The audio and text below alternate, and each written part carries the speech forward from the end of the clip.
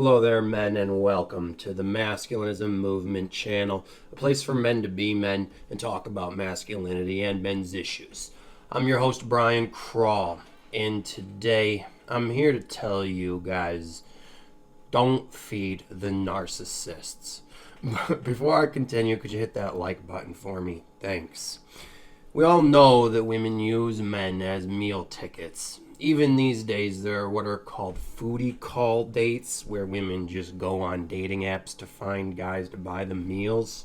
And we'll have the guy meet them for dinner, and we'll order whatever they want and not even pay attention to him, and then, of course, make him pay.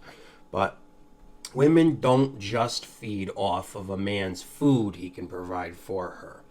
In traditional courtship, the man was supposed to pay for the dates to set a precedence, showing the woman how good of a provider he can be. That when she's with him, she will be well fed and generally well taken care of. Once this precedence is set and the pattern begins, it leads to him providing more and more resources for her. But women don't just feed off of a man's food and resources. Women are very narcissistic creatures, which means that they need to be supplied with narcissistic validation as well. They need to find a source of constant narcissistic supply to feed off of. Otherwise, they will start to eat themselves up from inside out, emotionally speaking. This is why women are such social creatures and generally cannot be alone, but must surround themselves with supporters. The problem is that narcissists are validation junkies, and once they've gotten some validation from someone, it becomes less valuable and less effective. They are developing a tolerance for it, you see, so they will then need more and more, just like a drug.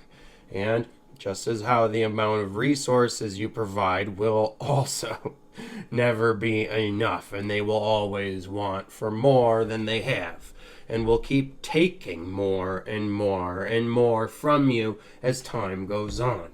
And they will also need more and more validation and emotional support.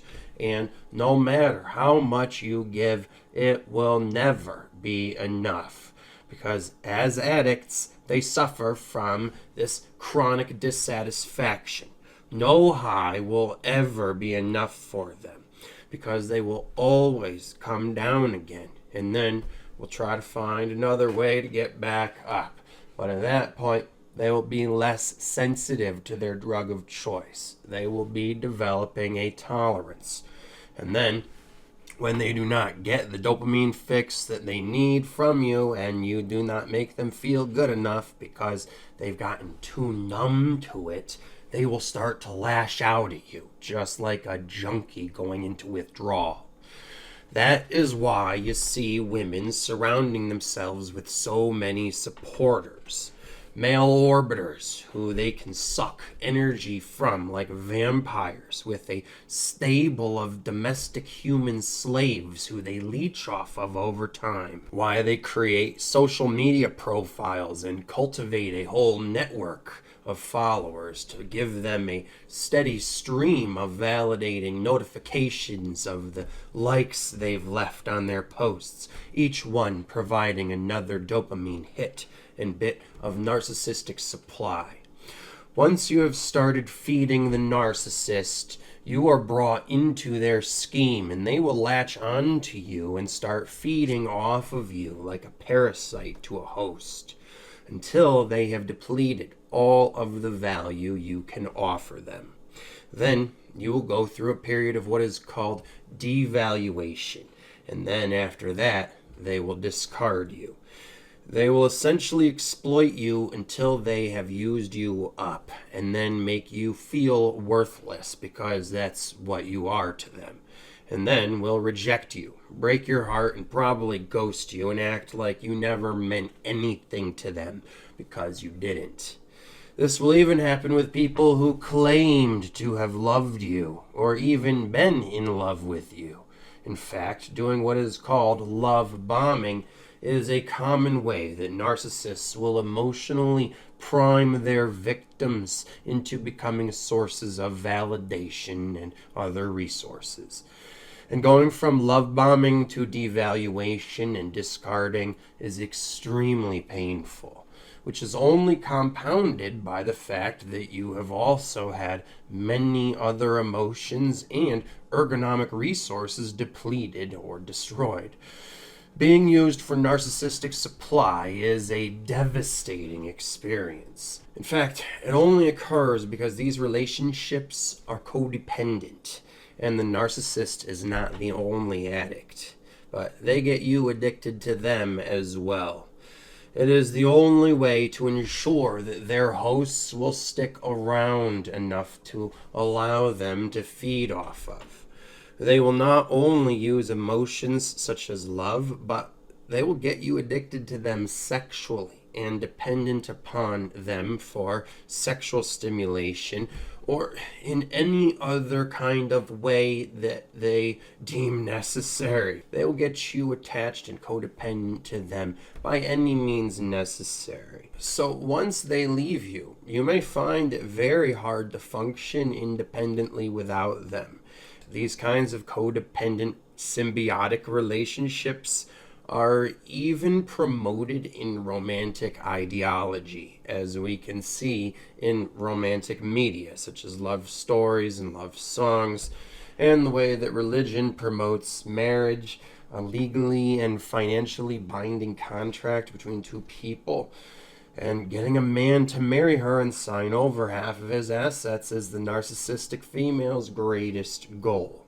And getting married and then divorced and bankrupt is the most devastating way that you can be taken through their process. Unfortunately, though, so many men fall prey to these vampiric women. And it often all starts with something so seemingly innocuous that it can happen anywhere to anyone. It could be as simple as paying a woman a compliment, or going out for coffee or lunch with a female coworker and then paying the bill, or doing a woman a favor, or offering her some help with something. Once that happens, she will be thinking about how much more of these she can get out of you and how she can hook you into becoming a steady provider of these things. And once you have gotten sucked into her web of the paradigm of female narcissism, as I described it in the last video, you are basically getting caught up in a pattern. That's what a paradigm is. So it's like a vicious circle, all right, or a self-fulfilling prophecy that's only going to continue to get worse and worse as it progresses from there. So don't set any bad precedences like that with women. Do not feed the narcissists. Stop validating their narcissism. And if enough men do, eventually they will go through what is called a narcissistic collapse, and they will be forced to change their ways. So when you see a woman fishing for attention online, don't even hit that like button for her. That concludes this talk. I hope I mansplained that well enough for you guys out there. Thanks for listening, and be sure to share your own thoughts and opinions by commenting below. And if you like this video, be sure to hit the like button and share these messages with everyone by sharing the video on social media and talking about these things too. And lastly, check out the links in the description below for other resources for your masculine personal development and living the life you want to as an independent man. And if you can afford to donate, please do so with the PayPal link below, because your support funds me doing this work and fighting the good fight for men like you. And you can stay tuned for the next video coming out soon, which will be on the female narcissist seduction and sensuality. And make sure you subscribe so you'll be notified when that is. And until then, take care of yourselves, men, because no woman out there is going to.